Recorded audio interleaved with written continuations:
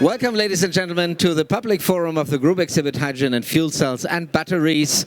We are here to inform you about all the details of the technology and also about the broad picture of the whole technology. So if you like to listen to us, just take a seat, have a drink on the house and discuss with us. The next topic will be towards the establishment of cost-efficient water electrolyzers. I'm very happy to have the head of MIA development of the Forschungszentrum Jülich with me, Dr. Marcelo Carmo. Good to have you here, Mr. Carmo. Thank you very much. Thank Hello. you.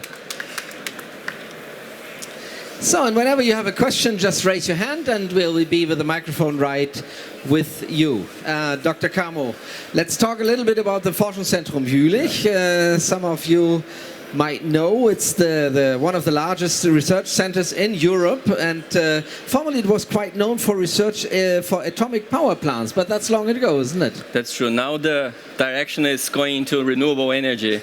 Yeah, okay, something has changed at the Forschungszentrum Jülich, indeed. Yeah, I know that you have 4 topics at the moment. Yeah. You're working on health, energy, and environment, and also information. All the main topics of the future, you can really say. That's true.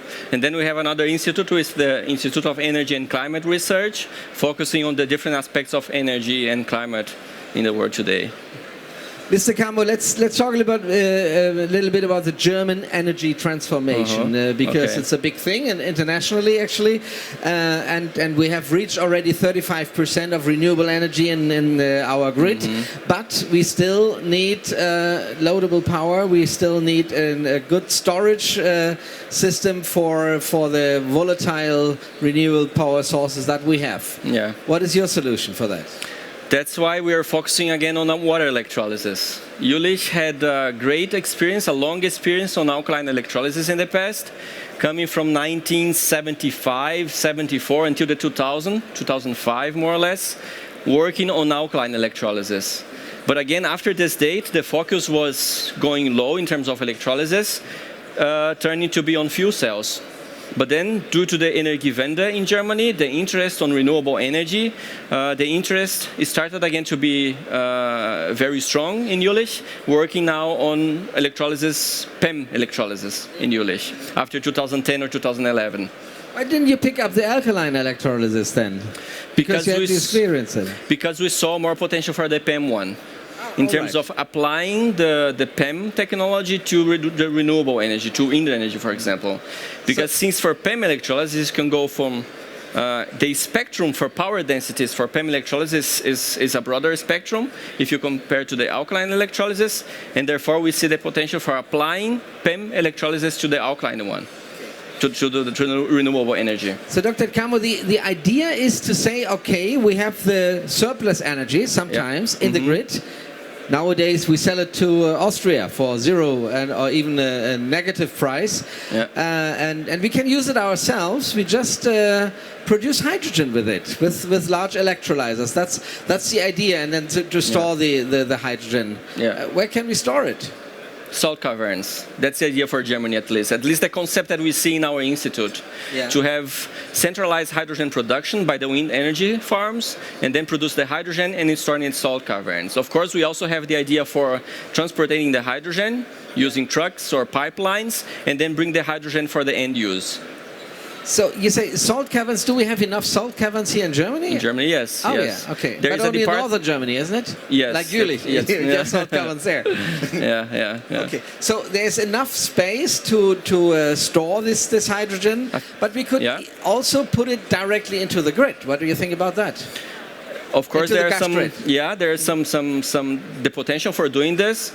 Of course, there are some drawbacks as well because you're limited to the amount of hydrogen that you can put in the pipelines.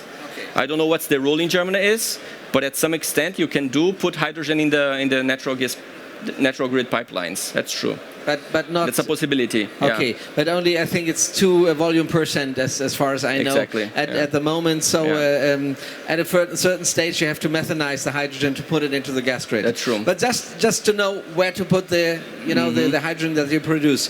You're within these electrolyzers, so we should a little bit talk about the electrolyzers. First of all, we need them large scale if we really want to have an energy storage system for that.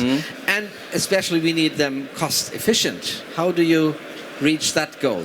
That's why we see PEM electrolysis as a potential, because we have the spectrum for the power densities when working with a PEM one, and that's the reason why we see PEM electrolysis as having a high potential for the application with renewables.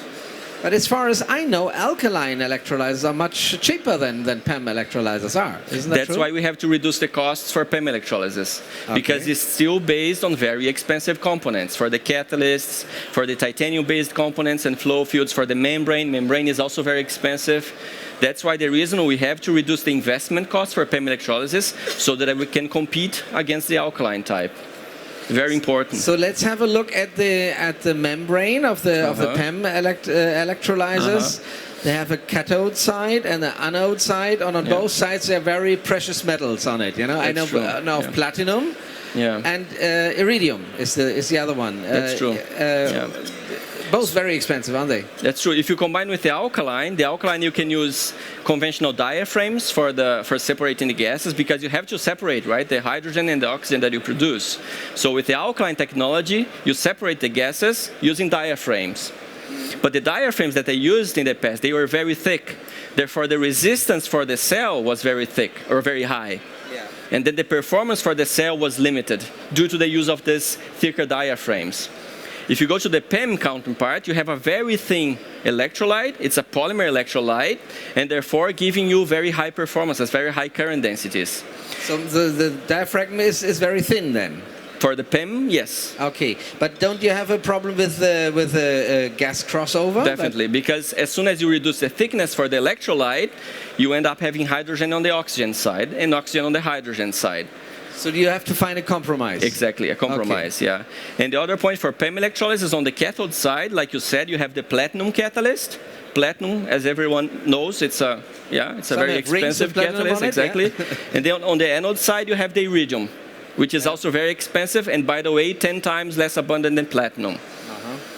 So, and for the conventional PEM electrolysis, it's based in a very old technology. It's also not new. PEM electrolysis you can find since the 1960s, and it was developed for the space applications by GE in the US. GE started to develop PEM electrolysis to have in the space. But as you can imagine, if you have PEM electrolysis in the space, cost is not a problem, because you want to have your system to work well. You have money because you want to have your life support for the astronauts, right? So price, it's really not a problem. But of course, if you want to apply PEM electrolysis here for renewable energy, then you have to start reducing the costs. Okay. Maybe we have to explain that, because PEM electrolyzers in space, they don't need to use to produce hydrogen, but the other side, the oxygen, you need the oxygen. What comes out, they need the oxygen. So without the working electrolyzers, they would just suffocate up there. Yeah, and since they want the life support in the space, they want the system to work well. And therefore, the high loadings, they have used really high loadings for the catalyst, from 5 to 10 milligrams of iridium per square centimeter for the anode side. Today, if you want to couple to renewable energy, you have to reduce to 0.2, 0.5 milligrams. Yeah. So in Jülich, we have done a lot of work on this, trying to replace or maybe reduce the loading for the noble catalysts, and we got today between 80 and 90% reduction on the loading for the catalysts. That's what you already reached exactly so far. So between 80 and 90% less costs in the end. That's true. That's true for the catalysts. Well, only for the catalysts. Of course, you still have to play with titanium-based components. They are also very expensive. The current collectors or the porous transport layers, they are also based on titanium, and they are also very expensive because they're based on titanium. So the other focus in our institute is to reduce the costs for the titanium-based components. So I can understand that you can reduce the use of these precious metals, but can you really get completely rid of it, or is that just very difficult? Very difficult, because on the anode side of electrolysis, of PEM electrolysis, you have the high potential for the cell, you have the oxygen, and you also have the low pH, which is given by the membrane, by the proton membrane that you have. This condition will basically corrode anything. And stable is only iridium, platinum, and titanium oxide, titanium. But as a catalyst, today I would say only iridium and only iridium. Or maybe a material you haven't found yet. Are you really investigating new materials? Yeah, we are working with partners like Max Planck Yeah. We have some other catalyst partners, and they are trying to develop new concepts for the catalysts. But it's a very tough target. It's indeed. a tough target. Okay. Yeah. So you have always the opportunity to ask your questions. Just raise your hand if you have a question. I'll come with the microphone right to you. There's the first one. Please introduce yourself. Yeah, I'm Boris. Hi, I'm just interested. How long does this platinum last as a catalyst? The information that we have today is if you guarantee that you have a high loading for the catalysts, they will last 40,000 hours, 50,000 hours. The question for us today, if you reduce the loading to, let's say, 0.2, 0.5 milligrams per square centimeter, it's a question whether you can guarantee the 50,000 hours. The other question is, how do you test for 50,000 hours? That's my question, you know. Yeah. It's quite a long time. How can you do that? You know, do you do simulation or what? One approach is for doing simulation, but then of course you have to somehow relate the simulation that you have with the experimental data. If you don't have the experimental data, how can you validate your simulation? So at the end or at the beginning now, we have to start doing both. So in Jülich we do simulation and real long-term tests running for thousands of hours. That's why you see in Jülich the 70,000 hours for the SOFC technology, solid oxide fuel cell. So you have to do the simulation, but you also have to do the experimental test for thousands of hours, unfortunately. So we have to wait for the next 10 years for the first results. Yeah, that's true. There are results in the community here. You can go to Proton on site, you can go to Gina, you can go to Siemens, Hydrogenics. They all have durability tests, 20, 30, 40, 50,000 hours. But we have to keep doing this, especially if you change the catalyst, if you change the membrane, if you change the components. Again, you have to test for another 40,000 hours, unfortunately. Okay. Any more questions from your side? Please raise your hand if you have a question. There's one, yes. Come a little closer, please.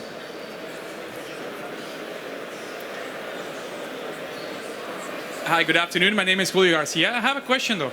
What's the actual loading of both iridium and platinum in the state-of-the-art technology of Jülich? Just a ballpark number, if the actual number is prohibited. Of course, I don't want to give numbers from the companies that you have here. You can ask them, but I would say for space applications, you would find 5 and 10, between 5 and 10 milligrams of iridium per square centimeter. But state-of-the-art for research today, I would say between 2 and 2.5 on the iridium side. For the platinum side, the hydrogen evolution reaction is not really a problem. You can go down in loading. You can go to 0.8, 0.5. Today we have less than 0.05, I would say, in Jülich. So now your competitor has your numbers, huh? It's true. It's fine. Oh, it's fine. Okay, you said that openly. Okay, any more questions from your side? Just give me a sign. I could imagine, you know, Dr. Carmo, that if you really want these electrolyzers to have a storage system for hydrogen, it has to respond very quickly because sometimes the wind is blowing, sometimes it's not. And this is also an issue to durability of the membrane, isn't it? We have done some studies on this, like cycling the cell very fast, very slow, or maybe too fast. The first information that we have today is that's beneficial for the cell.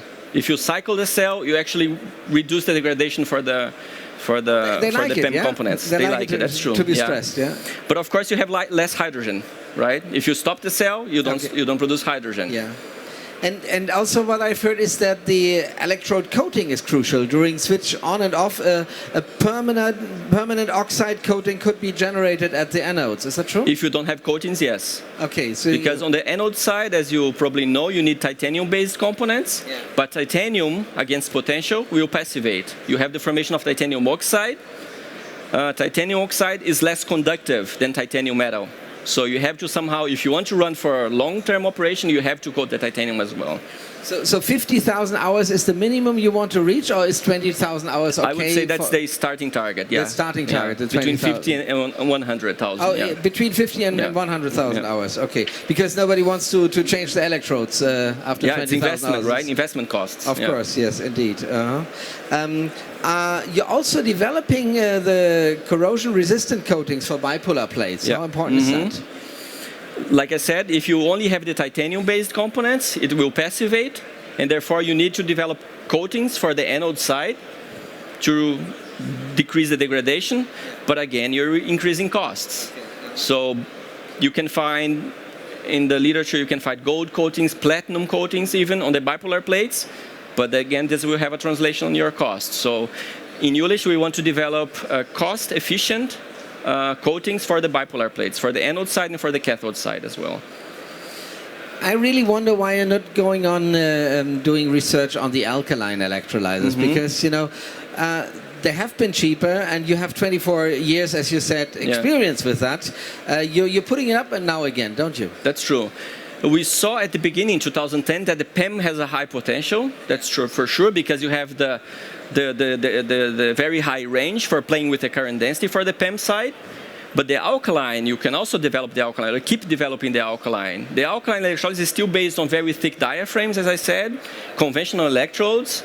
And the idea in Jülich is to reduce the thickness for the diaphragms, to improve the power densities, but also develop new electrodes, nanostructures, new types of nickel catalysts, because in alkaline electrolysis you can use chip-based nickel catalysts, but then you have to improve the surface area, the catalyst utilization, all aspects that we need to develop for the alkaline type, because it's still based on very conventional components from the 19th centuries. There are results using, for example, steel as an electrode for alkaline electrolysis. Very cheap electrodes, but they are very inefficient. But they will corrode, won't they? Because not in the alkaline. Okay. Not in the alkaline. Okay. Okay, you have other problems, yeah. Tell me about these problems you have then. They're not so active as nickel. Nickel is a better catalyst than the iron. So you have to find some alloys between nickel and iron, and they will be active and then stable as well in the alkaline regime. Another problem with alkaline electrolyzers, they're so spacious, so you need a lot of space, and sometimes, especially, you know, if you think of inner cities, or space is always a limiting factor. Are you working also to make them smaller, these alkalines? Yes, because it's still based on the thick diaphragms, thick electrodes and thick bipolar plates, and you also have to feed the cell with a KOH, and that makes the system very, very bulky. So the idea in Jülich is to reduce the thickness for all components, use the zero gap concept where you have the electrodes touching the diaphragm, and reduce the size for the alkaline type. Very important to decrease the footprint. I understand that you're only doing the research for these membranes. You're not going to produce them, but so in the end you will sell your outcome to some customer who will then go into production. Or what is your business case there? So the goal today for PEM electrolysis, we are developing up to 150 kilowatts, but we have the target in 2 years to have a 400 kilowatt PEM electrolysis. Alkaline, we're still walking a little bit slower into the alkaline type. So kind of running together both alkaline and PEM. But PEM, since we started before, we have more advancements on the PEM side. But in the long run, we will probably need megawatt or even gigawatts. That's true. That's the direction that we want to go in Jülich. Yeah. Okay. Yeah. Together with partners. That's very important. That's important thing. You always need partners for your work. You always need someone who says, "Okay, please, Jülich, go on for the next 50,000 hours to test this alloy for us." Since we are a research institute, you have to, of course. Or you find something interesting out and do a spin-off. That's also a possibility. That's also possible. Did you already? Do you have some spin-offs from? We have a spin-off, and we have Vitaly Weisbecker here. He had a presentation, I think, 20 minutes ago. Okay. And that's a spin-off coming from the fuel cell development that we have in Jülich. So he's definitely an example for us there. Okay, so that's for the business guys here in the audience. Be quick enough, you know. Otherwise, Jülich does a spin-off. That's always good to know. Any more questions to electrolyzers, maybe alkaline or PEM electrolyzers of Forschungszentrum Jülich? Not at the moment. Oh yes, there's another question, yeah. Your competitor wants to know more of your secrets. Hi, thank you. Thank you for the second question. I would like to hear like your perspective about costs. If I understand correctly, one of the goals of the DOE is to go down to $2 per kilowatt hour. What's kind of like from your position, the perspective on the costs in the coming, I don't know, for 2020, to give an example? I'm not an expert on cost analysis, but I would say that $2 per kilowatt is a really challenging target. I would be happy to achieve $6 per kilowatt. So it's a very difficult question to answer. Yeah. But we have a department in our institute that works with cost analysis. Yeah, yeah. We have some people here in our booth from this department. You're more than welcome to ask them about this. Yeah. I know that's not your research topic, but what do you think about the high temperature electrolyzers with solid oxide membranes? Yeah. Is that interesting for you? It has a very high potential. There's no commissioning unit as far as I know. Yeah. I might be wrong. But we have our department in the institute working on the high temperature electrolysis as well. Yeah. And it has definitely a very high potential, because if you can use the heat from another source, that's it. And we have a lot of industrial heat in, exactly. in then Germany. you can easily reach you can easily reach 95% efficiency, which is really impressive, isn't it? Very interesting. But maybe then if they are too quick for you, you'll be there with your PEM electrolyzer. Or maybe all of them together. It could be the case too. Okay. Yeah. So you hope your colleagues will be successful. Definitely. Okay. Very good. If there are no more questions from your side, I would like to thank you very much, Dr. Carmo, for this interesting talk to you. And whoever wants to see a little bit more of Forschungszentrum Jülich and what they're doing there, just go over there. There's your booth there. Very interesting exponents. So use the opportunity to visit Dr. Carmo and his colleagues on Forschungszentrum Jülich. I thank you very much for this discussion here, and for your attention. Thank you. Thank you. Yeah.